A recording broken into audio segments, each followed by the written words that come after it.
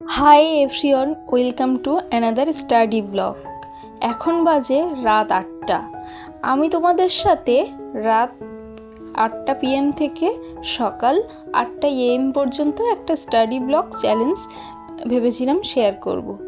কিন্তু যখন রাতে পড়তে বসে ফার্স্টেই শুরু করেছিলাম কারেন্ট অ্যাফেয়ার্স। কিন্তু কারেন্ট অ্যাফেয়ার্সটা করতে করতেই প্রচণ্ড শরীর খারাপ হয়ে যায়, আর আমি কন্টিনিউ করতে পারিনি।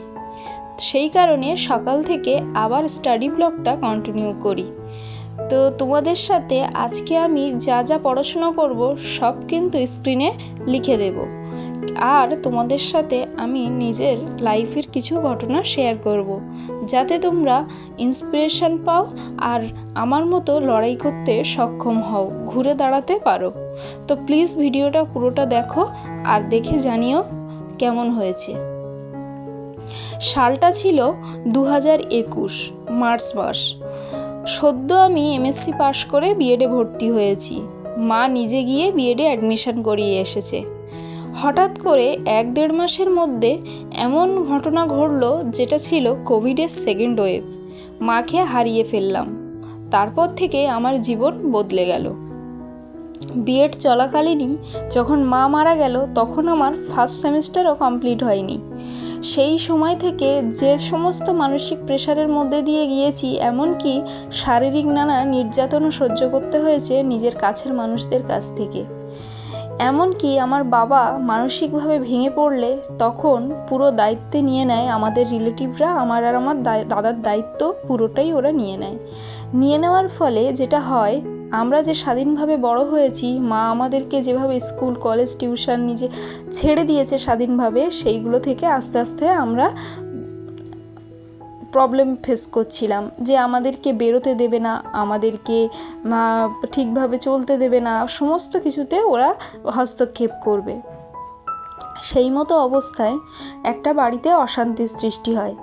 বাবাকে বোঝানো হয় যে মেয়ে সমস্ত কিছু জিনিস নিয়ে কোথাও চলে যাচ্ছে, বা ছেলে মেয়ের কথা শুনে এইগুলো করছে, তোমার সংসারে এই হচ্ছে। তো বাবা সেই সমস্ত কথা শুনে, অন্যের কথা শুনে সেগুলো মেনে নিয়ে একটা বাজে পরিস্থিতি তৈরি হয়। এমন পরিস্থিতিও ফেস করেছি, মা চলে যাওয়ার 3-4 মাসের মধ্যে আমার কাছ থেকে মায়ের গয়নাগাটি, আলমারির চাবি সমস্ত কিছু কেড়ে নেওয়া হয়, যেগুলো আমার নিজের কাছের রিলেটিভরাই করিয়েছিল। এরকম পরিস্থিতিতে দেখছিলাম যে মায়ের যে স্বপ্ন ছিল, আমারও স্বপ্ন, তো যে পড়াশুনো করা, সেগুলো আর কোনো মতে কন্টিনিউ করা যাচ্ছে না। কি অবস্থার মধ্যে দিয়ে চলছিলাম, নিজেও তো খারাপ অবস্থার মধ্যে যাচ্ছিলাম, সেই রকম দাদারও ফেস করতে হচ্ছিল। সিদ্ধান্ত নিলাম এই বাড়ি ছেড়ে দেব। তো কিভাবে ছেড়ে দেওয়া যায়, তখন আমার হাজব্যান্ড আমার হাত ধরলো। মায়ের অসুস্থতার কারণেই ওর সাথে পরিচয় ছিল মেডিকেলের ব্যাপারে। তো বাড়ি থেকেও অন্য জায়গায় বিয়ে দেওয়ার চিন্তাভাবনা করলো। তো দেখলাম যে অপরিচিত মানুষের কাছে থাকার থেকে পরিচিত মানুষের কাছে থাকাটাই ভালো। তো সেই মতো অবস্থায় 1 মাসের মধ্যেই আমি বিয়ের সিদ্ধান্ত নিলাম।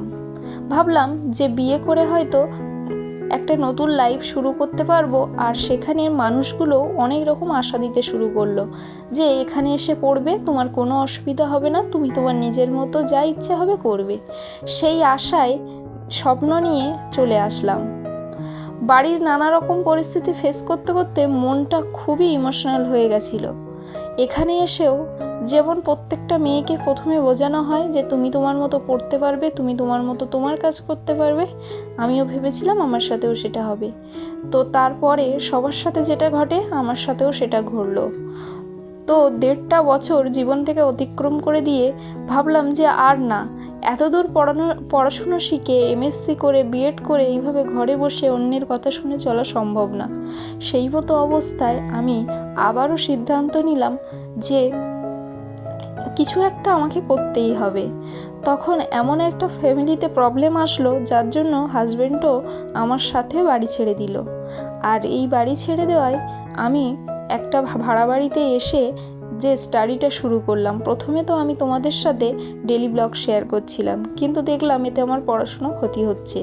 তো নিজে পায়ে দাঁড়াবো এই চিন্তাভাবনা নিয়েই ইউটিউব চ্যানেলটা খোলা। তো এই ভিডিওটা এই পর্যন্তই, আমার আর বলার ভাষা রয়েছে না। যে তোমরা প্লিজ আমাকে একটু সাপোর্ট করো, যাতে মনে হয় যে আমি অন্তত নিজে কিছু করতে পারি, আর স্টাডিটা কন্টিনিউ করে নিজে যদি এস্টাবলিশ হতে পারি, এই ইচ্ছা নিয়ে ইউটিউব চ্যানেলটা খোলা। তো তোমরা যদি আমার ভিডিওটা একটু দেখো, একটু যদি সাপোর্ট করো, তাহলে নিজের মধ্যে হয়তো যে হারিয়ে গেছিলো যে সমস্ত কনফিডেন্সগুলো, যেভাবে নিজেকে আস্তে আস্তে ডিপ্রেশনে পড়তে দেখছিলাম, হয়তো বেরিয়ে আসতে সক্ষম হব। তো এটাই ছিল আমার গল্প। আর স্টাডি ব্লগটা যদি ভালো লেগে থাকে প্লিজ সাবস্ক্রাইব করো আর আমার পাশে থেকো। পরবর্তীকালে আরও যেন ভালো ভালো স্টাডি ব্লগ তোমাদের সাথে শেয়ার করতে পারি, আর নিজে যেন খুব ভালো করে স্টাডি করতে পারি। তো আজকে এই পর্যন্ত, আবার দেখা হবে।